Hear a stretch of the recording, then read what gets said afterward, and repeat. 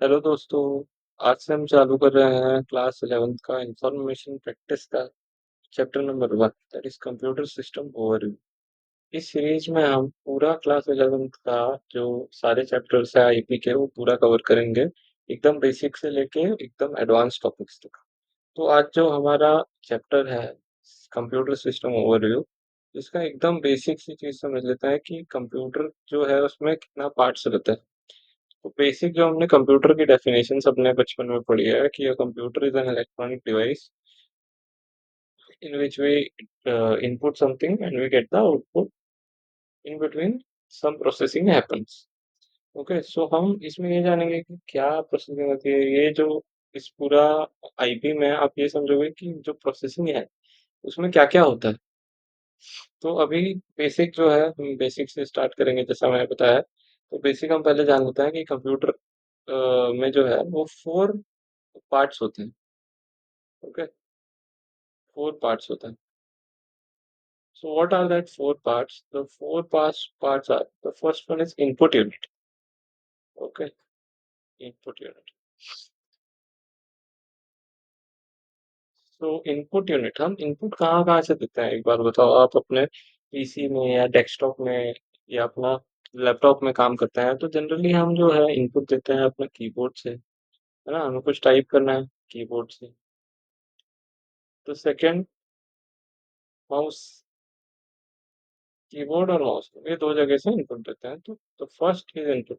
तो एक बात बताओ, हमने जब इनपुट दिया उसके बाद क्या होना चाहिए, कुछ प्रोसेस होना चाहिए डेटा, है ना। तो second unit is processing, processing unit. Okay, processing unit and which is known as CPU, control processing. Okay, अब जब डेटा प्रोसेस हो गया, प्रोसेस होके क्या होना चाहिए, कहीं मेमोरी में स्टोर होना चाहिए। सो मेमोरी या स्टोरेज यूनिट, है, मेमोरी या स्टोरेज यूनिट। क्या होता है, रैम होती है, रैंडम एक्सेस मेमोरी। अच्छा, फॉर्म में अभी क्या आ गया हमारे पास, से पहले था एलईडी, अभी जो नया आ गया है वो है एसएसडी। बहुत फेमस है, बोलता है इसका 8 टाइम्स एसडीडी का 8 टाइम्स।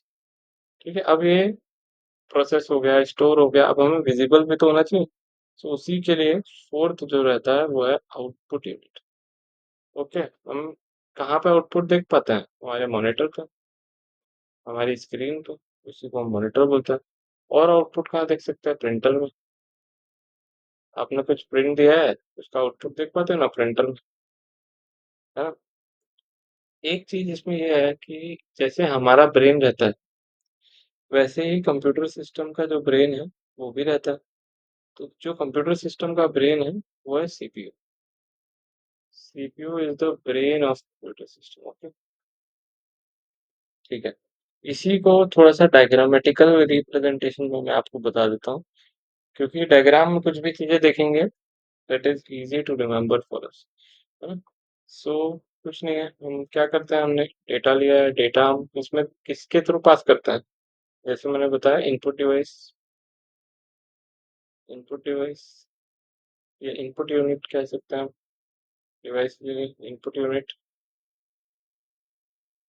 इनपुट यूनिट कौन कौन से है, मैंने बताया कीबोर्ड है, माउस है ना। इन डेटा को इनपुट करने के बाद वो कहाँ जाता है, processing unit, which is known as CPU, processing unit, control processing unit. हम देखेंगे कि इसमें क्या क्या रहता है, क्या क्या कैसे डेटा पास होता है, पूरी चीजें रहती है इसमें। सीयू कंट्रोल यूनिट रहता है, अरिथमेटिक लॉजिकल यूनिट रहता है, तो एएलयू, सीयू, ये सब सीपीयू के अंदर का पार्ट है ना। फिर वो जो डेटा है प्रोसेस होकर हमें आउटपुट आउटपुट यूनिट में दिखता है। अच्छा, इसमें बीच में स्टोरेज कहाँ पे रहेगा आप पूछेंगे। तो जो स्टोरेज रहता है, स्टोरेज यूनिट, स्टोरेज या मेमोरी हम बोल सकते हैं, जो हमने पढ़ा फोर्थ, ये जो है it is directly connected to the processing unit,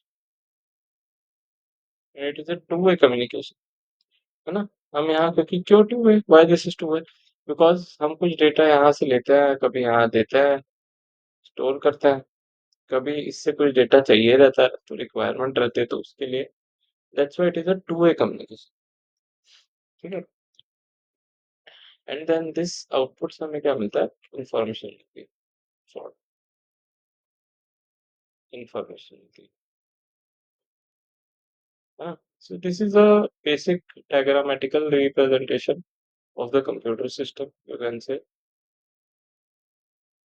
I know a lot of people know this before, but हम क्या करेंगे ना, हम एकदम बेसिक से चलेंगे, शॉर्ट शॉर्ट वीडियोस में कवर करेंगे 4-5 मिनट्स अप्रॉक्स, और जो है कंप्लीट हम इसको बेसिक से लेके एडवांस तक देखेंगे। तो इन केस आपको अगर कुछ टॉपिक आता है फिर भी आप उसको देखें, मुझे ऐसा लगता है, क्योंकि उसको बेसिक जब तक किसी भी जैसे बिल्डिंग भी है तो उसका बोलता है नींव जो है वो स्ट्रांग होनी चाहिए। तो बेसिक्स अगर स्ट्रांग हो गए तो very easy topic, easy subject actually. I got 97 marks out of 100 in it.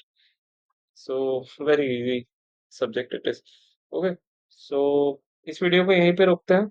So thank you so much for watching the video. If you like the video, just do like, share and subscribe. And thank you.